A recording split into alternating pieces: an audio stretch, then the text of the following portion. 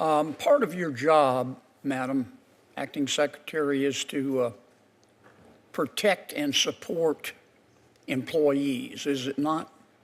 Yes, sir.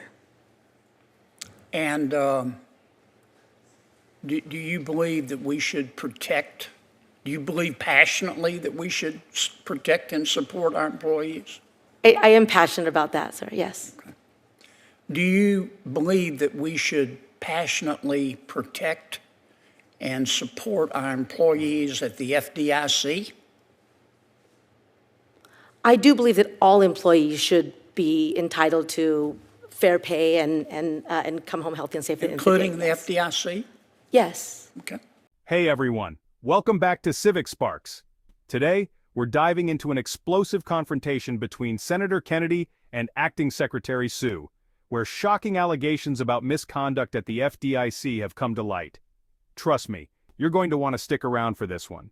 It's a story of power, accountability, and some absolutely jaw-dropping details. But before we jump in, make sure you hit that subscribe button and turn on notifications. You won't want to miss any updates on stories like this. All right, let's start with the basics. The FDIC...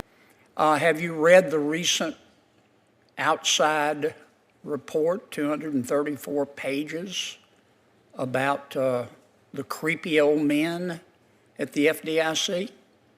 I have not seen that, Senator. Have you heard about it? I have not. Are you curious about it? Yes, I am, sure. Okay. Yes. Well, the report,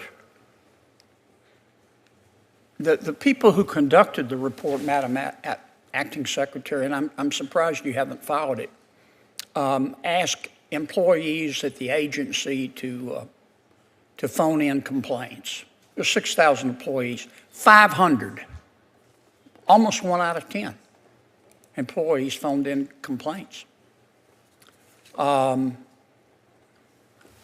Many of them were sexual complaints, sexual discrimination complaints. One young woman said, my supervisor continuously sends me text messages with photographs of his penis. Is that a labor violation? I mean, it's horrible. Another employee, an Hispanic employee, said my supervisor required me to recite the Pledge of Allegiance because he said I had to prove I'm an American. Is that a labor violation? I think, Senator, everything that you're saying is not acceptable in the workplace. Okay. The technical question about labor violation is, I know they fall under various statutes, but yes. One young woman said, my supervisor sent me a text message saying, quote, "Get naked, bitch." Is that a violation, labor violation? I think it's unacceptable workplace behavior, certainly. It's pretty bad. One young woman said, my supervisor regularly commented on my breasts and my legs and about his sex life. Is that a labor violation? I think it's unacceptable behavior. Yeah, it's pretty bad, isn't it? One young woman sent in a complaint and said, one of my supervisors asked me the following question, quote, "Does your husband eat you?" Close quote. Is that a labor violation? I mean, it's unacceptable behavior. It's disgusting. Well, what do you plan on doing about it? Don't you think that that all of the senior management at the FDIC should resign and be prosecuted? So, Senator, I don't know if a complaint was formally made to the EEOC. That is the federal agency that oversees sexual complaint. You're the labor secretary, and I know from your behavior you believe in protecting employees. Now, this is as egregious as I've ever seen, and I suspect you've ever seen. And I thought we'd already decided that this is no country for creepy old men. I'm asking you what you're planning. Are you going to call for Martin Grunberg, who runs the place, to resign? He's been there since 2005, and one or two things are going on. If he says he didn't know about it, he's like a rock, only dumber. Or he condoned this behavior. For the Biden administration, does Me Too apply except at the FDIC? Is that what you're saying? No, Senator. I mean, I have seen some pretty horrible things. I mean, we see human trafficking and people forced to work in unconscionable conditions. Yes, ma'am, but what are you going to do about the FDIC? And how are you going to protect those employees? Well, they definitely deserve protection.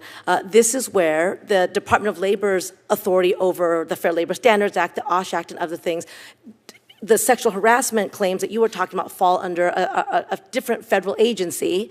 And so you're just going to ignore it? No, I mean, but I think that it's important for agencies to operate under the authority that they've been given by Congress. Don't you think one reason I think I didn't know. You have a moral imperative to ask Mr. Grunberg to resign, to quit? I would say this, Senator. I would say, I think you said that a complaint had been made. I'm assuming it was made to the proper federal agency. I trust that our sister agencies. But they're coming. I'm just asking you what you're planning on doing, if anything. It doesn't sound to me like you're planning on doing anything to help these young female employees. Well, now that you've brought it to my attention, I'm happy to make sure that the EOC is aware that there is a case like this. But you're not going to do anything about it as Labor Secretary. Well, let me say this, Senator. I know that the people of America need a very strong Department of Labor to protect working people across this country. Our authority to investigate, to cite, to end bad labor practices are bound by the authority that's given by you to me. These investigations occur at another agency. You're not going to do anything, are you? Oh, I just said I'm happy to reach out to them to make sure they're aware of it, and if they need any support that I'm able to give. Your power to help those employees. Thank you, Senator Kennedy. This story raises a bigger question about accountability in our government agencies. If institutions like the FDIC can't protect their employees, how can they protect the public? I'll be keeping a close eye on this story, and I promise to keep you updated. If you found this video insightful, hit that like button, share it with your friends, and most importantly, subscribe to Civic Sparks for more deep dives into stories that matter. Thanks for watching, and I'll see you in the next one.